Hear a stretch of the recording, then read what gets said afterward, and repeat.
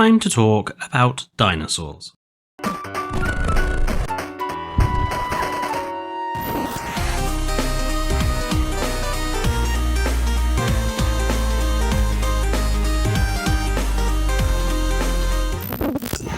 Hello and welcome back to Tricolor Gaming with me, Fletcher. And welcome back to the walkthrough park.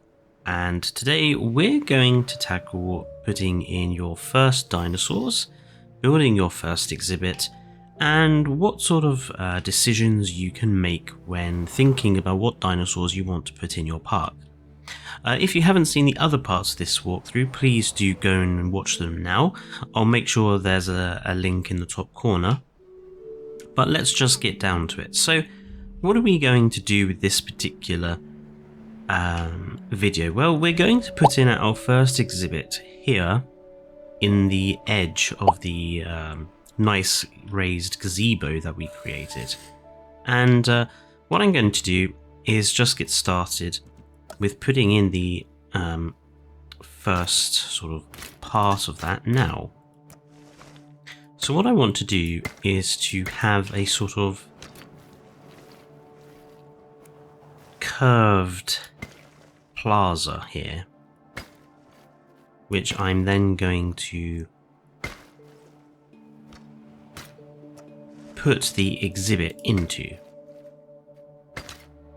like so. And to put in the exhibit, what I'm going to do is actually create one of my much beloved hexagon-shaped enclosures. So to create a hexagon, if you haven't already seen my video on making, on doing path shapes, I'm going to make it 1, 2, 3, 4, 5, and 6 minimum path lengths long. So 1, 2, and 3, 1, 2, and 3. This snowflake created. There we go. And then it's all simply a matter of just joining it up.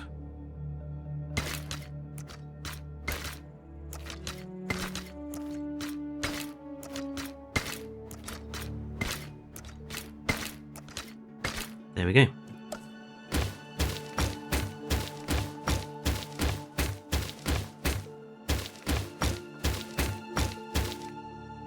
That gives us the rough shape of the exhibit. Now I'm going to put in the fencing just to lay out that exhibit. Now I'm not going to have a particularly dangerous animal in here, so what I'm going to do is put in just the standard fence. Obviously, if I were using mods, I would probably use Kyodenic's fence mod to give us a lower type of fence, but this will have to do. You could also choose to use invisible fencing, but I think that looks a little unrealistic. What I'm actually going to do is outline the exhibit in the very light path color. That's good. And I also want to create another little sort of garden area here. So I'm going to create a couple of different sort of shapes.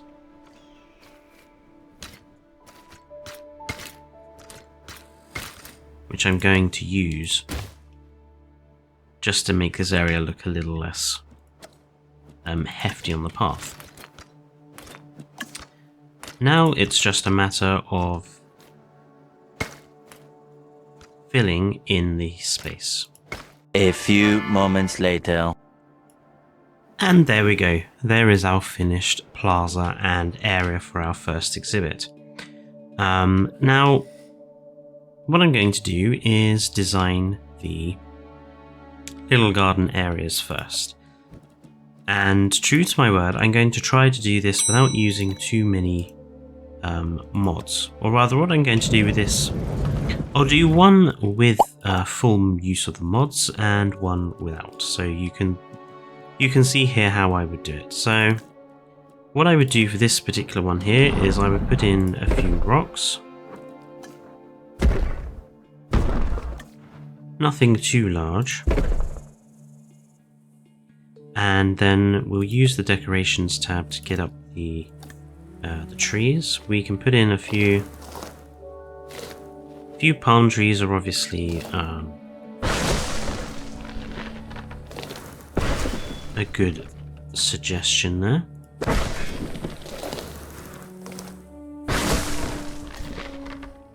Always make sure to have varying heights of vegetation, just because it does help to improve the look of your gardens.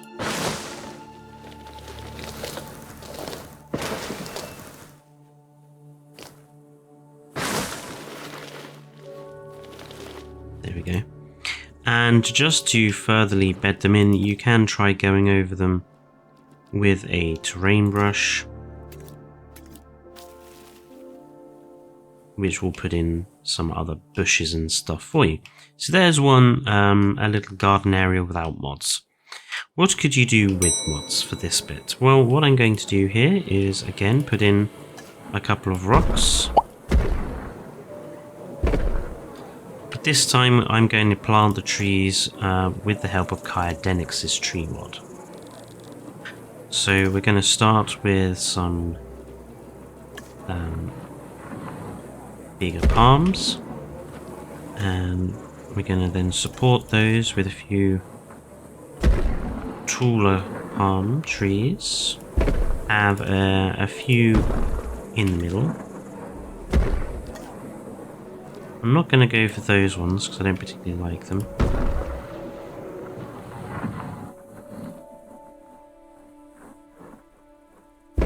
There we go.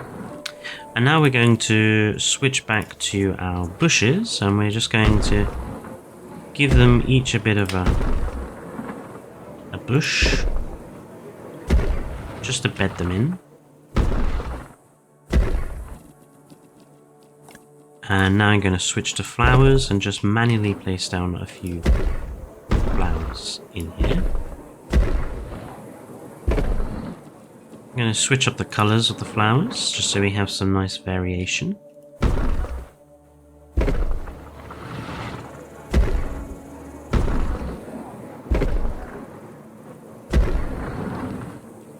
And I'm going to put in just a few tropical red ones here. Like so. And then just to highlight this particular area around this garden, I'm going to put in maybe just a few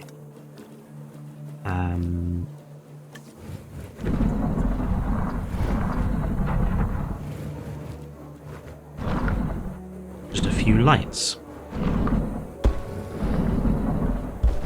so that when it goes dark there'll be some illumination here. So that's something that I would do with mods, and that's something that I would do without mods. Obviously without mods you can't get everything as close together, but you can still create something that looks reasonably good. So I think both of those are perfectly fine as they are. So with this exhibit, what we're going to do is we're going to design it first, because I already know what's going in here, but I want to keep that secret for the time being. Now, with very small exhibits like this, something I like to do is either to sink them down or to raise them up.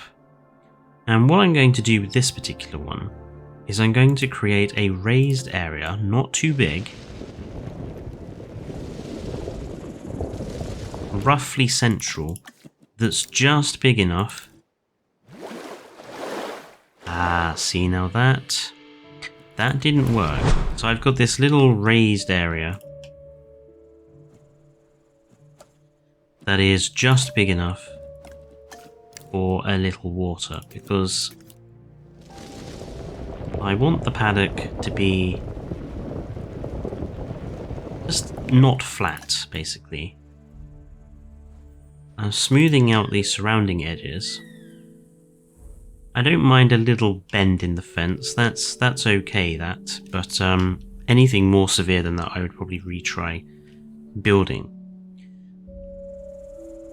So to improve this particular exhibit, let's get designing. So first thing first is we want to make the water stand out. If you haven't already seen my video on making better enclosures, I'll make sure that there is a bit of a tag in the top corner. So using the rock texture just to outline, there is perhaps a rougher side to this particular water source. And then I'm going to use the standard sand brush just to make the rest look more habitable. Inside the water source, you can use the rock to give the water artificial depth, like thus, so it looks deeper than it actually is. That's pretty much all I really want to do with this enclosure in terms of texture. So next up is to start placing details. So we're going to go with rocks along the back. Now I'm just going to place rocks how I like, but obviously I do have the mods going. But if you don't have mods, what I would suggest that you do is always try to have sort of the back of the paddock very forested, and use plenty of rocks to hide where the fence is, because obviously rocks, obvious fencing does kind of detract from the paddock looking kind of natural. What I'm actually going to do with this one is put in lots of elephant grass at the back, which gives the paddock a natural sort of rear section.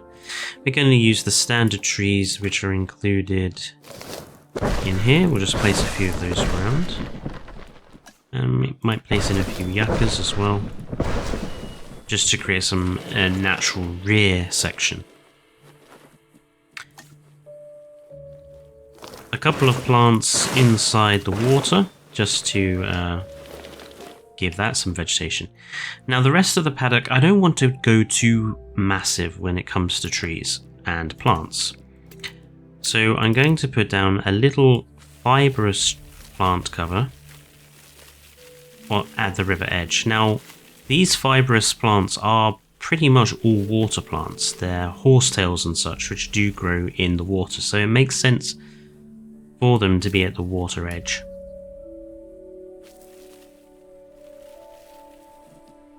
I'm going to just turn up the intensity just a little bit so we get a few more in here. And then around the rest of the paddock, I'm just going to put in some bushes. Not too many though. I've turned the intensity down low so that we don't get too much vegetation. I want some of the... I still want this to look quite deserty. There we go. So we've got a bit of grass, a bit of shrubs, and hopefully I've got the vegetation typed correct for the animal that I want to put in there. And in terms of the animal I want to put in there, let's pop in to the dinosaur database. So here we are in the database for our dinosaurs, and what I'm going to do is pick out the dinosaur I'm going to put in the enclosure. And when picking dinosaurs for your park, especially your first enclosure at the entrance, I would suggest going with something that's not massive, something that's fairly simple and probably a herbivore. But I would also suggest when picking dinosaurs that you have a theme.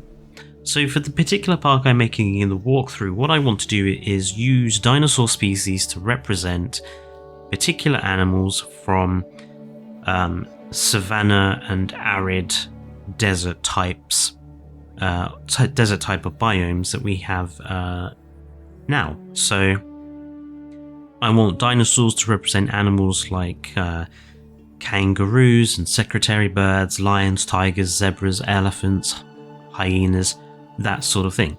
Now in the very first enclosure, what I'm going to do is I'm going to have a dinosaur to represent the wallaby, which is basically a little kangaroo.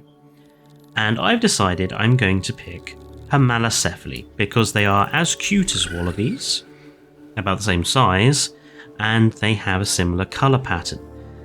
Now, I want the colour pattern to be wallaby-esque, so I'm going to just have a look here. So that's a bit dark. Wallabies are sort of a lightish grey, so I'm going to go with Great Sandy Desert, I think is probably the best to go for. And they don't really have patterns on, but we don't want the dinosaurs to look too plain. So I'm going to... I think I am going to go with the white striping of Rana there. Now, while we are on the discussion of dinosaur skin patterning, something else that you can do is create sexual dimorphism by altering the skins of your dinosaurs. So what we could say is that these particular Homalocephali are the males. Then to create the females, what we could simply do is just remove the pattern. Or we could go one further and say, well, the females will be a slightly lighter grey with the same pattern. I would suggest you mix and match, spend some time in the database, having a look at dinosaur skins, and picking out your best ones, picking out your male ones and your female ones, and that way you'll be, if you build your own database essentially, like I've done, and that way when it comes to selecting your dinosaurs for your parks when you're building them, you won't have to keep tabbing out or pausing and coming back here to have a look. You'll have a list ready to go.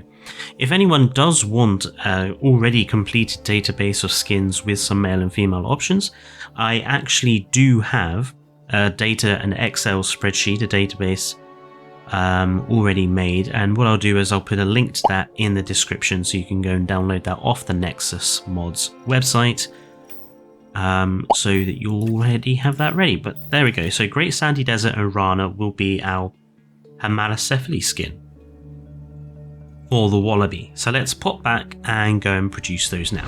So here we are back with our created plaza area and our enclosure. And we need to go and produce those Homalocephali. So let's pop over to our already constructed Dinosaur Creation site. Now, as standard in Sandbox when building, I always just go with advanced equipment, not advanced equipment, additional bays and accelerated growth, just because it helps to speed everything up. And we want the Homalocephali. There we are. And we're going to want the Great Sandy Desert with Rana. Now we're going to select the best eggs, and we're going to put... I am actually going to go with a sexual dimorphism in this park, so we're going to select 2 male. And we're going to release those via airlift to our enclosure. And while the helicopters are doing that, I'm just going to quickly create the females. So the females, we're going to keep the Rana pattern. We're just going to go with Killian Mountains, which makes them a lighter grey. And we're going to select the best ones of those. While they're coming over, let's think about what we want the rest of this area to look like, because it is a very big slab of grey. So I think we can improve this by creating some seating areas and putting in some fountains. So these are our fountains, and what I want to do is to create a sort of seating area to come and have a look at the wallabies. So let's think, how do I go about this?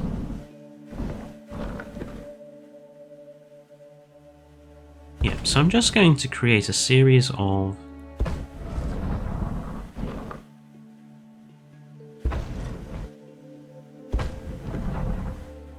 just small seating positions. There we go. Around this side of the exhibit. I'm going to give them each a little lamppost just at the end there. Making sure there's light in particular areas of your park is a very important thing, because when the park does go into darkness, you'll be surprised just how dark your parks will end up and just how little people would actually be able to see. And if you are wanting a park that's relatively realistic, you do want to kind of think about that. So I don't want this to be too heavy in terms of seating, because obviously we do want people to be able to see the wallabies. So I'm just going to put in a couple of tables and chairs, and I'm going to just put in a couple of plant pots in the middle between, just to divide them. And I'm just going to keep doing this as we go along.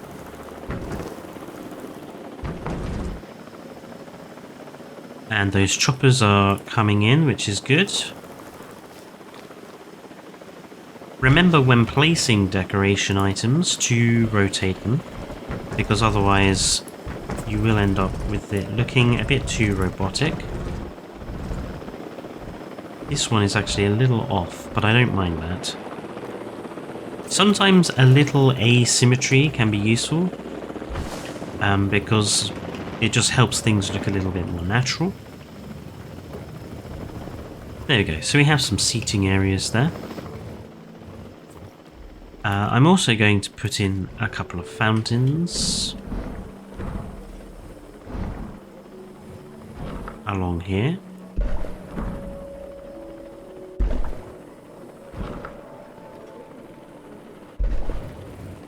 And I'm going to put in some seating behind that,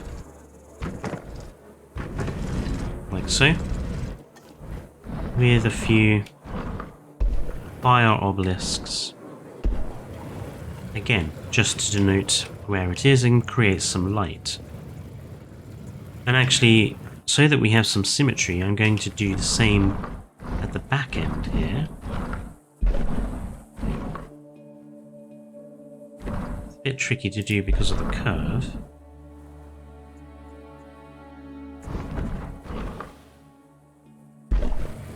There we go. Same thing, a couple of obelisks for light and a couple of sets of tables and chairs for guests to sit. There we go. And obviously, you probably want to put in something around this enclosure, this end of the enclosure. So I'm going to put in, let's see, maybe another seating area. Nah, actually, again, I don't want to go too heavy because I quite like how open this area is with the seating area around the front and to the side. And this one makes sense as it is. I mean, I suppose what we could actually do is just put in a few tables and chairs actually around that outer ring, just to create another seating area, maybe away from the busyness of the crowd. Now, with those homalocephali placed down, I'm going to go and grab the other ones. Now, where we take the park from here, I'm going to need to think about, but I'm probably going to start thinking about how we're going to position enclosures around the central mountain. Obviously, we want space to put enclosures, so I think on this side we're going to have enclosures sort of against the mountain, and on the other side we're going to want enclosures away from the mountain, so the path will follow around the bottom of the mountain on this side, probably cross the river in a bridge, and then follow the edge of the cliff around, cross back over, and we'll obviously want something here. I also need to think about what sort of animals we're going to want in the park to represent our arid savanna animals. If you have any suggestions of what animals could represent things like zebras and tigers, hyenas, any sort of savanna or arid or desert living animal, do let me know down in the comments section, because I'm always on the lookout for new ideas. Let's just fast forward so that these dinosaurs get positioned into the park. It does frustrate me that, we need this massive chopper for such a tiny animal that we could probably tranquilize and carry ourselves and just lomp over the fence, but you have to abide by the rules. And there we go. So we have our first enclosure with our first dinosaurs. Just our little Hamalacephali there to represent wallabies.